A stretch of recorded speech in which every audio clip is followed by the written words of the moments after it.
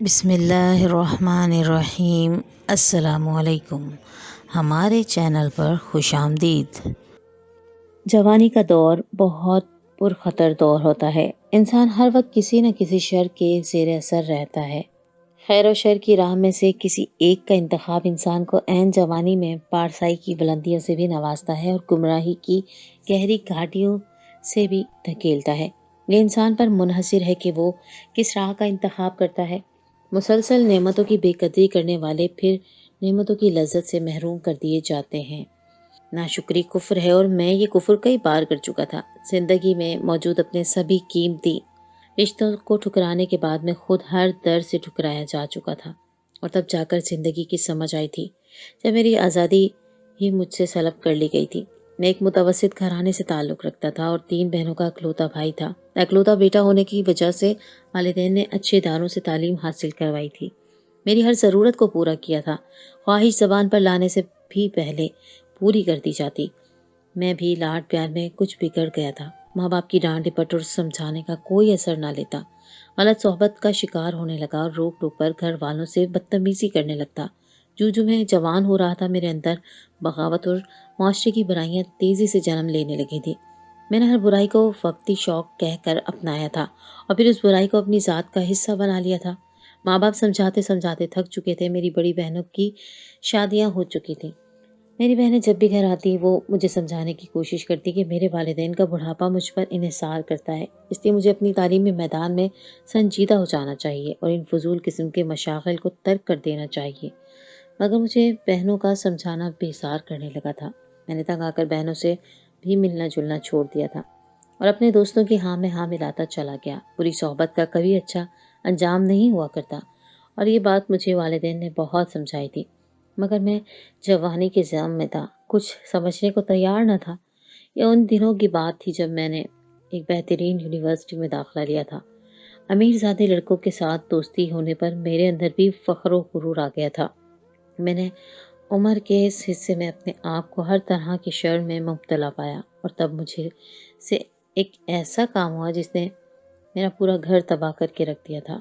ایک روز میری ماں کی طبیعت بہت خراب تھی۔ میرے ابو نے مجھ سے کہا کہ اپنی ماں کو ہاسپٹل لے جاؤ، ان کی طبیعت کچھ دنوں سے مسلسل خراب رہنے لگی ہے۔ ابو ان کا علاج گھر پر نہیں کروا پا رہے تھے، مگر میں بالکل جانتا ہی نہیں تھا گھر کے کیا حالات ہیں۔ تب بھی ابا کے روکنے پر میں نہیں رکا، کیونکہ میرے دوستوں نے سیر و تفریح کا پلان مرتب کیا ہوا تھا جو اس وقت میرے لیے زیادہ ضروری ہو گیا تھا۔ اپنے موبائل پر بار بار آتی کالز کو کاٹنے یا دوستوں کو معذرت کر کے اپنے نہ جانے کا بتانے کی بجائے اپنے باپ کو انکاری کرنے لگا اور بولا کہ ابھی مجھے کسی ضروری کام سے باہر جانا ہے، میں وہاں سے واپس آ کر ماں کو ہسپتال لے جاؤں گا۔ میں تب بے حس ہو گیا تھا، مجھے بالکل پرواہ نہیں ہوئی کہ میری ماں نہ جانے کس تکلیف کا شکار ہے۔ گھر سے نکلتے ہوئے میں نے دیکھا تھا کہ میری ماں مایوس نظروں سے مجھے دیکھ رہی ہے، مگر میں نے بالکل اس بات کو نہیں سوچا تھا۔ اب ان لمحات کا سوچتا ہوں تو رونا آتا ہے کہ کاش میں تب اپنی جنت کی پرواہ کر لیتا تو شاید آج برے حالات سے نہ گزرتا، تو میرا گھرانہ ویسے ہی ہنستا مسکراتا ہوا ہوتا۔ مگر تب میں مزے سے دوستوں کے ساتھ روانہ ہوا۔ میں نہیں جانتا تھا اس روز میرے ساتھ ایسا حادثہ پیش آنے والا ہے جو مجھے عمر بھر کے پچھتاوے اور گناہ کے احساس میں مبتلا رکھے گا۔ میرے دوست مجھے لے کر اپنی گاڑیوں پر سوار ہوئے اور تیزی سے مطلوبہ منزل کی جانب بڑھنے لگے۔ ہمارا ایک امیر دوست کے فارم ہاؤس پر جا کر تھوڑا شغل کرنے کا ارادہ تھا۔ ہم وہاں پہنچے تو ان کے پاس موجود ساز و سامان کو دیکھ کر میری آنکھیں پوری سے پھیل گئی تھی۔ میں نے گھبرا کر اپنے دوستوں کو دیکھا کہ وہ جن تیاریوں میں تھے سب کے بارے میں تو گمان تک کرنے سے قاصر تھا۔ میرے ساتھ دوست شراب کی بوتلیں اپنے ساتھ لائے تھے۔ وہ مجھے الٹے سیدھے دلائل دینے لگے کہ آج کل یہ سب چیزیں عام ہیں، ان میں برائی کو تلاش مت کرو۔ میں نے پریشانی سے انہیں سمجھانے کی کوشش کی کہ نشے میں انسان سے بہت غلطیاں ہو جاتی ہیں۔ اس پر الٹا وہ مجھے وہی سب باتیں کرنے لگے جو آج کل نشہ کرنے والا ہر جوان اپنے نفس کو مطمئن کرنے کی خاطر کہتا ہے۔ وہ بولنے لگے کہ نشہ صرف تب تک گناہ ہے اگر اس میں کوئی گناہ ہو جائے یا غلط کام کیے جائیں، جبکہ ہم نشہ اس سوچ سے ہرگز نہیں کرتے، ہم صرف تھوڑی بہت موج مستی کرنا چاہتے ہیں۔ میں ان کی باتوں پر خاموش ہو گیا، مگر میرے اندر اب بھی مڈل کلاس گھرانے کی کچھ نہ کچھ طبیعت زندہ تھی اور میں ان لڑکوں کی طرح ہائی کلاس گھرانوں سے تعلق نہیں رکھتا تھا، نہ ہی میں ان کی طرح عادی نشے باز تھا۔ وہاں اونچی آواز میں گانے لگ رہے تھے اور میرے دوستوں نے رقص کے لیے لڑکیاں بھی بلوا لیں۔ میں ایک طرف بیٹھا میوزک اور رقص سے لطف اندوز ہو رہا تھا اور میرے دوست نشہ کرنے میں مصروف ہو گئے۔ میرے موبائل پر گھر سے بار بار کال آتی رہی، مگر میں اونچی آواز میں لگے گانوں کی وجہ سے کال نہیں سن پا رہا تھا۔ رات کے دوسرے پہر جب تھوڑا میوزک بند ہوا تو میں نے گھر کے نمبر سے لاتعداد کال دیکھ کر گھر کا نمبر ملایا۔ تب میرے باپ نے مجھے جو اطلاع دی وہ میرے ہوش اڑا گئی تھی۔ میری ماں کو رات کے وقت دل اور فالج کا اٹیک ایک ساتھ ہوا تھا۔ یہی وجہ تھی کہ رات میرا باپ مجھے کال کرتا رہا، مگر جب میں نے کال نہیں اٹھائی تو مجبوراً میرے بوڑھے باپ نے محلے کے ایک جاننے والی عورت سے منت کی اور میری ماں کو ہسپتال لے جایا گیا، جہاں میری ماں اس وقت انتہائی نگہداشت میں تھی۔ میرے دوست صوفوں پر گرے پڑے تھے۔ میں نے انہیں ہلا کر حواس باختگی سے واپس چلنے کا کہا اور اپنی ماں کی حالت بتائی۔ میں بہت پریشان ہو چکا تھا کیونکہ میری بہن میرے ماں کا بتائے ہوئے بری طرح رو رہی تھی، جس سے مجھے اندازہ ہوا کہ میری ماں کی حالت بہت زیادہ خراب ہو گئی۔ مگر اس روز میں ایک ساتھ دو قیامتوں سے گزرا تھا۔ میرے دوست تو نشے میں تھے، مگر میں جو پورے ہوش و حواس میں تھا، اس روز ایک ایسا گناہ کر بیٹھا جو میری روح کو آج تک کچوکے لگاتا ہے اور مجھے چین نہیں لینے دیتا۔ مجھ سے ایک ایسا ظلم سرزد ہوا تھا جس میں ایک معصوم لڑکی میری غلطی کی وجہ سے زندگی سے ہاتھ دھو بیٹھی تھی۔ میں اس روز سرزد ہونے والی اپنی سنگین غلطی سے پوری طرح ہل گیا تھا اور خوف سے منجمد ہوا جا رہا تھا۔ مگر میرے دوست مجھے کھینچتے ہوئے واپس لائے اور سمجھانے لگے کہ میں اپنی زبان بند رکھوں تو مجھے کوئی قصوروار ثابت نہیں کر سکتا۔ مگر میرے حواسوں پر تو وہ لڑکی سوار ہو چکی تھی۔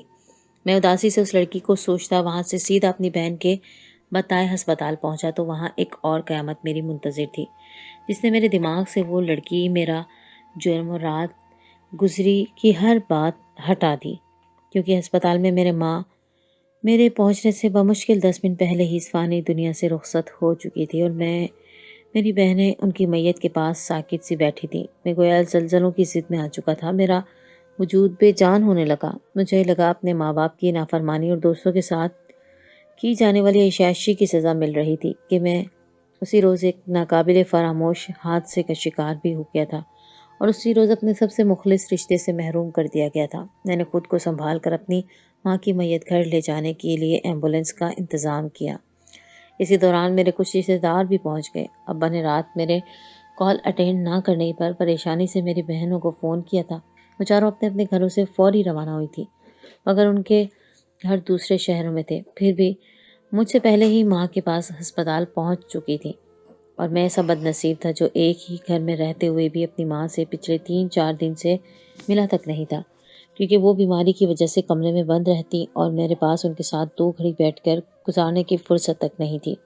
گھر پہنچ کر جنازہ وغیرہ کا انتظام کرنے تک میری بہنوں کو کچھ ہوش نہیں تھا۔ ان کا رو رو کر برا حال تھا۔ میری بہنوں کی حالت بہت خراب تھی، ایسا لگتا تھا ان میں زندگی ختم ہو گئی ہے۔ میرا باپ جانے کس قرب سے گزر رہا تھا۔ ایک لمبی رفاقت آج ٹوٹ گئی تھی جس نے انہیں بہت نڈھال کر دیا تھا، اور شاید اس مشکل وقت میں مجھ جیسے بے حس بیٹے کی پتھر دلی نے بھی انہیں ادھواں کر دیا تھا۔ میری ماں کی کفن دفن کے انتظام کے بعد میں جنازے کے ساتھ چلا گیا۔ اس کے بعد میری باپ کی طبیعت بہت زیادہ بگڑ گئی تھی۔ میری بہنیں میرے باپ کو اسپتال لے گئی۔ مجھے اب اپنی ماں کو ہمیشہ کے لیے کھو دینے کے بعد والدین کی قدر ہو گئی تھی۔ اپنی عیاشیوں میں نے والدین کے ساتھ وقت کبھی نہیں گزارا تھا اور میرے والدین جانے کیسے میرے اخراجات پورے کرتے رہے، اور باپ تو بیماری میں بھی اپنے کام پر جاتا رہا۔ میں اپنی ماں کی قبر پر بیٹھا پھوٹ پھوٹ کر رو دیا تھا۔ گھر پہنچا تو باپ کے ہسپتال میں ہونے کی خبر ملی۔ میں بھاگا وہاں پہنچا تو بہنیں مجھ سے ناراض سی منہ موڑے کھڑی تھی۔ میں نے پریشانی کا اظہار کیا تو بڑی بہن جھگڑنے لگی اور روتے ہوئے بولی کہ دیکھو، تمہاری لاپرواہی نے ہمارا گھر اجاڑ دیا۔ اگر تم پہلے گھر کی دیکھ بھال کرتے تو شاید ہماری ماں اس دنیا میں ہوتی اور باپ بھی اس حال میں نہ ہوتا۔ میں شرمندہ سا کھڑا رہ گیا تھا۔ میرا باپ 3 دن ہسپتال میں رہا اور اس دوران سب اخراجات اور ساری دیکھ بھال میری بہنیں کرتی رہی تھی۔ میں نے آگے ہونا چاہا تو لیٹ ڈاکٹر نے مجھے دواؤں کی پرچی تھما دی۔ میں گھبرایا ہوا سا وہ پرچی دیکھ رہا تھا کیونکہ میرے پاس ایک پھوٹی کوڑی بھی نہ تھی۔ کہ دوائیں لے سکتا۔ میں ایک ایک پائی اپنے باپ سے لیتا تھا۔ اپنے ناکارہ ہونے کا اس روز مجھے شدت سے احساس ہوا تھا۔ میں نے زندگی میں سیر و تفریح اور موج مستی کے علاوہ کچھ نہیں کیا تھا، نہ کچھ کمایا تھا۔ بہنوں نے وہ دوا بھی خود لے لی اور 3 دن ہسپتال کے بستر پر پڑا بیمار کمزور وجود بھی اپنے آخری سفر کو روانہ ہو گیا۔ انہیں بھی گھر لے جایا گیا۔ میری بہنیں غم سے نڈھال چیخ رہی تھیں۔ ہمارا گھر والدین کے بعد ایک دم ویران ہو گیا تھا۔ میں نے ان دونوں کو گنوا دیا تھا اور ان کی یادوں میں میرے پاس صرف بے رخی تھی۔ بہنیں والدین کی کل خوانی کے بعد باری باری اپنے گھروں کو روانہ ہو گئیں اور جاتے جاتے مجھے احساس دلا گئی تھی کہ دنیا میں سب کچھ کبھی نہ کبھی مل جایا کرتا ہے، مگر والدین ایک بار دنیا سے چلے جائیں تو ساری زندگی صرف پچھتاوا ہاتھ میں رہ جاتا ہے۔ اور میں بھی چند ہی دنوں میں یہ بات بہت اچھے سے سمجھ گیا تھا۔ مجھے اپنی ماں کی بیماری اور پریشانی کی وجہ پتہ چلی تو دھک سے رہ گیا۔ اور تو اور میرا باپ میرے شاہانہ رہن سہن اور مہنگے اداروں میں تعلیمی اخراجات پورے کرنے کے چکروں میں قرضوں میں جکڑا جا چکا تھا۔ ان کے ایک دوست نے بتایا کہ میرے والد کو آفس سے بونس میں ملنے والی رقم کا انتظار تھا، مگر کارکردگی بری ہو جانے کی وجہ سے وہ رقم نہیں ملی۔ کسی کاروبار میں لگائی جانے والی رقم بھی ڈوب گئی تھی اور قرض دینے والے لوگ اب اپنا پیسہ مانگنے لگے تھے۔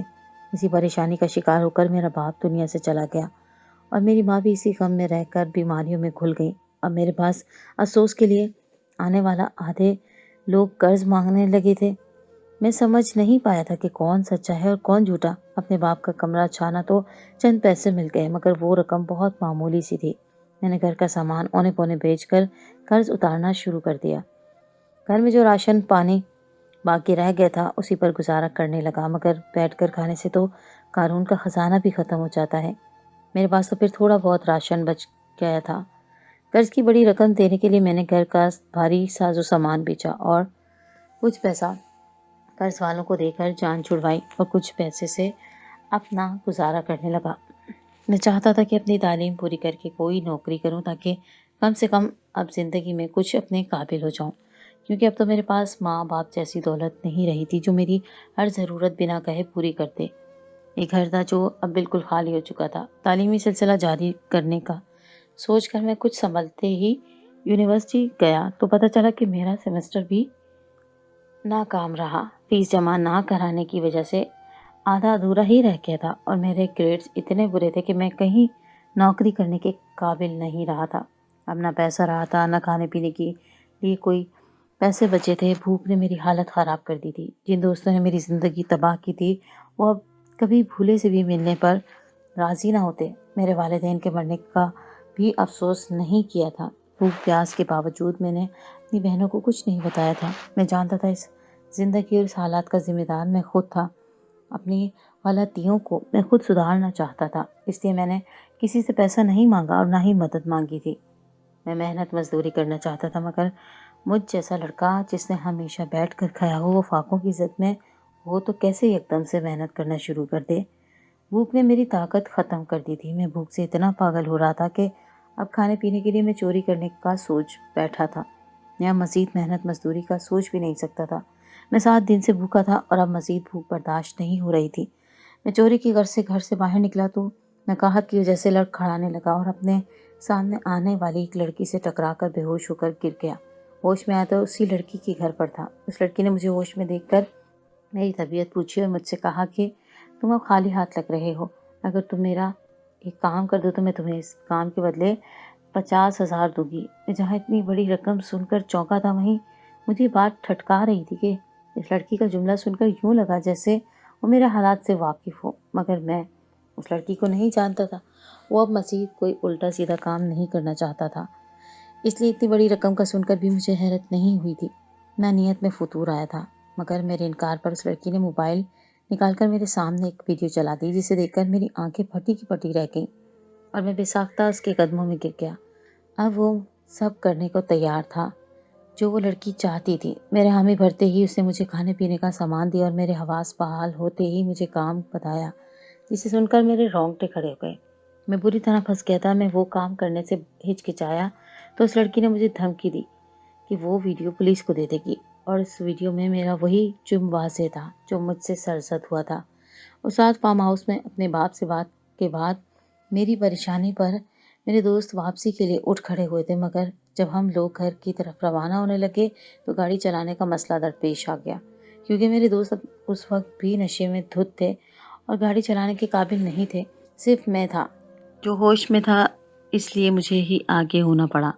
حالانکہ میں ان کی دیکھا دیکھی انہی کی گاڑیوں پر تھوڑا بہت ڈرائیونگ سیکھا تھا۔ میں نے جیسے تیسے گاڑی چلائی اور اس خالی سڑک پر میں سوچوں میں مبتلا آگے بڑھ رہا تھا۔ میرے دماغ پر اپنی ماں کی صحت کی فکر سوار تھی اور گاڑی میں بیٹھے دوست نشے کی وجہ سے الٹی سیدھی باتیں کرتے، شور مچا کر مجھے پریشان کر رہے تھے۔ تب اس ویران علاقے کی حد سے نکلتے ہوئے راستے میں مجھ سے ایک ایسا حادثہ ہوا جو مجھے جی جان سے ہلا کر رکھ گیا تھا۔ میں نے پریشانی میں بھی گاڑی کی رفتار کچھ بڑھائی تھی کہ سامنے سے اچانک کوئی وجود آن ٹکرایا اور ایک زوردار ٹکر کے نتیجے میں وہ وجود اڑ کر سڑک کی دوسری جانب جا گرا تھا۔ میں نے گھبرا کر گاڑی روکی تھی۔ ہم سب نے اتر کر دیکھا تو سامنے کا منظر میرے ہوش و حواس سلب کرنے کے لیے کافی تھا، کیونکہ ہماری گاڑی سے ٹکرانے والی کوئی لڑکی تھی جس نے بہت ہی قیمتی لباس سے بدن کر رکھا تھا۔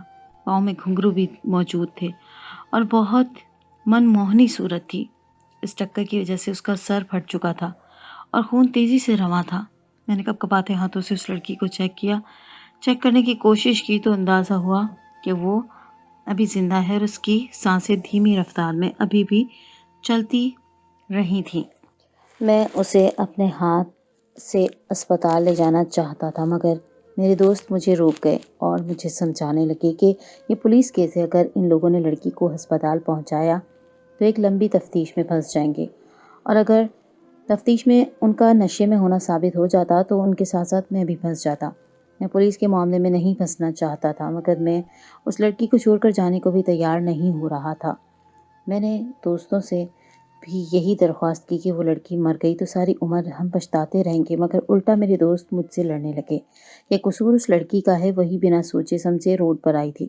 ہماری بحث کے دوران اس لڑکی کا تڑپتا وجود ٹھنڈا ہو گیا تھا۔ اس کی گردن ایک جانب لڑک کھڑائی تو میں نے گھبرا کر اس پر جھکتے ہوئے اسے چیک کیا۔ وہ مر چکی تھی اور اس کی لاش لاوارثوں کی طرح سڑک کے کنارے پڑی ہوئی تھی اور میں اس کی موت پر زدہ سا کھڑا رہ گیا تھا۔ میرے دوست مجھے کھینچ کر وہاں سے لے گئے۔ ان کا نشہ بھی لڑکی کی موت پر اڑن چھو گیا تھا۔ مجھے گاڑی میں بٹھا کر ایک دوست نے گاڑی چلائی اور یوں ہم اس لڑکی کی لاش وہیں چھوڑ کر شہر پہنچ گئے تھے۔ اپنے گھر کے حادثات کی وجہ سے میرے دماغ سے وہ لڑکی اور وہ حادثہ نکل گیا تھا، مگر اس لڑکی نے اس سارے حادثے کی ویڈیو بنائی ہوئی تھی۔ میں حیران رہ گیا تھا۔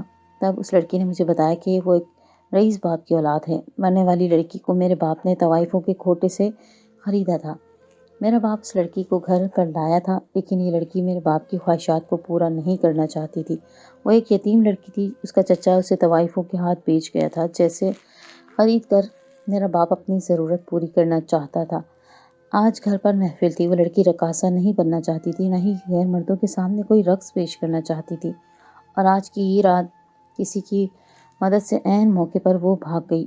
میرے سامنے موجود لڑکی اس لڑکی کے پیچھے آئی تھی تاکہ اسے روک سکے۔ اسے لگا تھا کہ وہ لڑکی اس کے باپ کو دھکا دے کر کسی لڑکی کے ساتھ بھاگ رہی ہے۔ سڑک پر آنے کے بعد اس نے ویڈیو بنانے کے لیے کیمرہ آن کر لیا تھا، مگر سامنے جو حادثہ ہوا وہ اس کی سوچ کے برعکس تھا۔ اس نے سارے حادثے کی ویڈیو بنا لی تھی اور ہمارے جانے کے بعد گھر جا کر سب کو اس لڑکے کے مر جانے کی اطلاع دی۔ اب وہ لڑکی اس ویڈیو کو بدلے مجھے جس کام کا بول رہی تھی، میں اس کو سوچ کر ہی گھبرا رہا تھا۔ وہ لڑکی بولی کہ تم اگر میرا کام کر دو تو نہ صرف پیسے دوں گی بلکہ ہمیشہ کے لیے تمہاری اس قتل کا ثبوت بھی مٹا دوں گی۔ میں مشکل میں پھنس گیا تھا۔ انکار کرنے کی صورت میں جیل جاتا تھا اور ہاں کرتا تھا تو تب بھی پھنسنے کا خوف ستا رہا تھا۔ میں خالی ہاتھ تھا اور اب تو کھانے پینے کے بھی لالے پڑ گئے تھے، مگر پھر بھی جیل نہیں جانا چاہتا تھا۔ گھر آ کر بھی میں کتنی دیر یہی سوچتا رہا کہ اگر کام کر لیتا تو واقعی پیسے مل جاتے، جن سے میں تھوڑا بہت کوئی گھر میں راشن ڈلوا لیتا اور آرام سے کوئی کام ڈھونڈ لیتا۔ اس لڑکی نے مجھے اپنا نمبر دے دیا تھا کہ اگر میں کام کرنے پر تیار ہو جاؤں تو اسے کال کر لوں۔ پورا دن اور ایک رات کے دوسرے پہر تک میں سوچتا رہا اور دونوں حالتوں کا موازنہ کرتا رہا۔ آخر کار میں نے رات کے 1 بجے اس لڑکی کو کال ملا لی اور اسے بولا کہ وہ جیسا چاہتی ہے میں کرنے کو تیار ہوں۔ لڑکی میرے بات سن کر خوش ہو گئی اور بولی کہ میں تمہارے جواب کا شدت سے انتظار کر رہی تھی۔ میں نے اس وقت کا بہت مشکل سے انتظار کیا ہے اور بڑی مشکل سے تم تک پہنچی تھی، کیونکہ اب وہ لڑکی اپنے باپ کی وجہ سے بری طرح پھنس چکی تھی۔ لڑکی کی موت کے بعد اس کا باپ اپنے کسی نشئی دوست سے اس کا رشتہ طے کر چکا تھا، اور وہ چاہتی تھی کہ میں اس کے باپ سے جا کر جھوٹ بول دوں کہ وہ لڑکی اور میں چھپ کر پہلے ہی نکاح کر چکے ہیں۔ وہ بولی کہ اگر وہ کسی اور لڑکے سے مدد مانگتی تو یقیناً ان کی نیت خراب ہو جاتی، اور وہ اس بات کو لے کر لڑکی کو بلیک میل کرتے، کیونکہ وہ لڑکی بہت حسین تھی، مگر میرا معاملہ الگ تھا۔ میری جو کمزوری اس لڑکی کے ہاتھ میں تھی، اس کے بعد تو میں اس کا حکم کا غلام ہو چکا تھا۔ میں نے اپنی قسمت کو کوستے ہوئے اس لڑکی سے سوال کیا کہ وہ آخر مجھ تک کیسے پہنچی اور اسے کیسے پتہ چلا کہ میں کہاں رہتا ہوں۔ تب اس نے بتایا کہ نمبر پلیٹ کے ذریعے وہ میرے اس گاڑی کے مالک دوست تک پہنچی تھی، اور میرے دوست نے ہی اسے میرا پتہ دیا تھا۔ میں اپنے دوست کی اس غداری پر بیچ و تاب کھا کر رہ گیا تھا۔ صحیح کہا جاتا ہے، بد فطرت دوست سے اچھا تو دشمن ہوتا ہے۔ اگر کوئی اچھا اور وفادار دوست ہوتا تو وہ اس لڑکی کو میرے گھر کا پتہ دینے کی بجائے مجھے خبردار کر دیتا۔ اس لڑکی کی ہدایت پر میں اگلے روز تیار ہو کر اس لڑکی کے گھر پہنچ گیا۔ وعدے کے مطابق وہ بھی اپنے باپ کو ضروری بات کا کہہ کر گھر میں رکی ہوئی تھی۔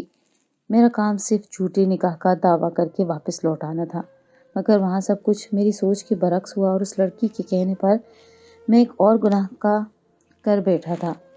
اس لڑکی نے جب اپنے باپ کو اپنے نکاح کا بتا کر مجھ سے ملوایا تو وہ مرد بھڑک اٹھا اور اسے برا بھلا کہنے لگا۔ اس نے تب انکشاف کیا کہ وہ اپنے اس دوست سے بہت زیادہ پیسہ لے چکا ہے، اس لیے بدلے میں اپنی بیٹی کو اپنے دوست کے نکاح میں دے رہا ہے، اور اب کسی صورت اپنی سوچ سے پیچھے ہٹنے کو تیار نہیں تھا۔ اس نے مجھ سے غصے سے کہا کہ میں اس کی بیٹی کو اسی وقت طلاق دوں تاکہ وہ اس کا نکاح وعدے کے مطابق اپنے نشئی دوست سے کر دے۔ میں پریشان ہو گیا، کیونکہ نکاح تو کوئی ہمارا تھا ہی نہیں۔ بولنے کو تو میں 3 طلاق بھی بول دیتا، مگر وہ لڑکی مجھے روک رہی تھی اور اپنے باپ سے لڑتی چیخنے لگی کہ وہ کسی صورت مجھ سے طلاق نہیں لے گی۔ ان دونوں کی لڑائی میں اچانک کسی مضبوط اعصاب کے مالک شخص نے مجھ پر حملہ کیا اور میرا گریبان پکڑ کر جھٹکا دیتے ہوئے مجھے کھڑا کر کے پاگلوں کی طرح مجھے مارنے لگا، اور چیخ چیخ کر بولا کہ وہ مجھے مار دے گا۔ میں نے خود کو چھڑوانے کے لیے اس لڑکی کو دھکا دیا تو وہ لڑکھڑا کر پیچھے میز پر جا گرا، اور شیشے کی میز ٹوٹ کر کرچیوں میں بکھر گئی۔